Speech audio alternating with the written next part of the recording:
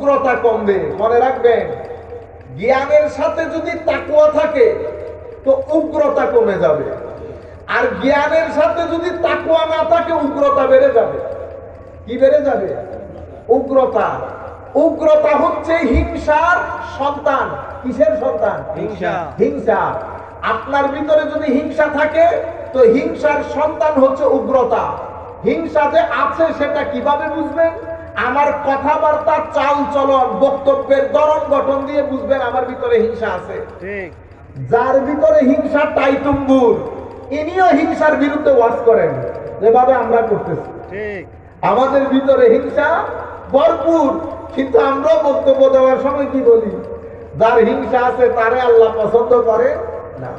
আল্লাহর দরবারে দোয়া করি মাওলাই করিম যেন আমাদেরকে এগুলা থেকে রক্ষা করেন। আমিন বলেন সবাই।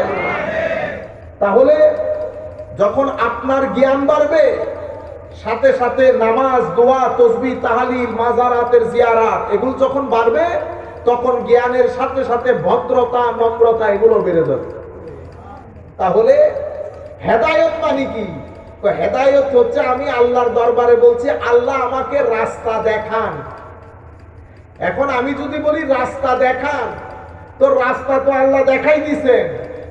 আমরা যখন চাঁদপুর দিয়ে আসতেছি, কত জনে রাস্তা দেখাইছে, এমনে যান এমনে যান, তবুও নেমে নেমে জিজ্ঞেস করতে হচ্ছে না। কিন্তু আপনাদের এখান থেকে যদি কেউ আমাদের সাথে থাকতো, গাড়ি থেকে নামতে হইতো,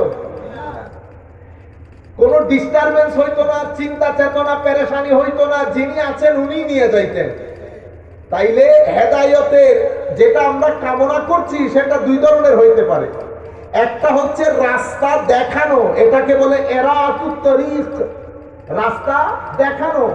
আরেকটা হচ্ছে ইসাল ইলাল মাতলুব। আল্লাহর দরবারে বলছি, আল্লাহ দেখালে হবে না, আপনি আমাকে ওই জায়গার মধ্যে পৌঁছিয়ে দেন, ওই জায়গার মধ্যে পৌঁছিয়ে দেন। দেখানো হচ্ছে আপনি মোবাইলে ডাইরেকশন দিয়েছেন, 2, 10, 12 দোকানে দাঁড়াইতে হয়েছে, অনেক সময় দাঁড়াতে দাঁড়াতে বিভিন্ন জীবনের নিরাপত্তাও হুমকির সম্মুখীন হয়। কিন্তু যদি বলি ইসাল ইলাল মাতলুব, জায়গায় পৌঁছিয়ে দেন, তো আমরা যখন আল্লাহর দরবারে বলি ইহদিনাস সিরাতাল মুস্তাকিম, আমরা বলি আল্লাহ দেখাইলে হবে না, আপনি ওই জায়গার মধ্যে আমাকে পৌঁছিয়ে দেন। এখন আল্লাহ নিজে এসে কখনো পৌঁছাবেন না, তো পৌঁছাবেন কি করে? আমার আল্লাহ যাদের মাধ্যমে সিরাতুল মুস্তাকিমে পৌঁছাবো তাদের একটা পরিচয় পরের আয়াতের মধ্যে তুলে ধরেছে সংক্ষিপ্তভাবে, আরেকটা আয়াতের মধ্যে তুলে ধরেছেন বিস্তারিত। সেটা কি? কারণ সিরাতুল মুস্তাকিম আমি যেখানে যাব সেটার একটা নিশান তো লাগবে, নিশান, ডাইরেকশন, নেভিগেশন। এখন আল্লাহর তো কোনো নিশান নাই, আসেনি? আমার আল্লাহর শরীর অথবা শারীরিক অবয়ব অথবা শরীর কেন্দ্রিক হওয়া সব কিছু থেকে আমার আল্লাহ পুত পবিত্র। আপনারা বুঝতে পেরেছেন? কখনো এখন বাংলাদেশে নতুন ঢং শুরু হয়েছে, স্বাভাবিকভাবে আমরা সবাই এখন দিন পড়ি, বুঝি, সবার চেয়ে ভালো বুঝি। সেই কারণে সূক্ষ্ম ষড়যন্ত্রের মাধ্যমে আল্লাহ রাব্বুল আলামিনের শরীর আছে বলে একটা আকীদা মুসলমান সমাজের মধ্যে অলরেডি ঢুকে গেছে। মনে রাখবেন, 2 জায়গার আকীদা আমাদের একেবারে কোন ধরনের অরাজকতা ছাড়া উলামায়ে কেরামের সাথে বসে এটা ঠিক করে নেবেন। একটা হচ্ছে তাওহীদ, একটা কি? তাওহীদ।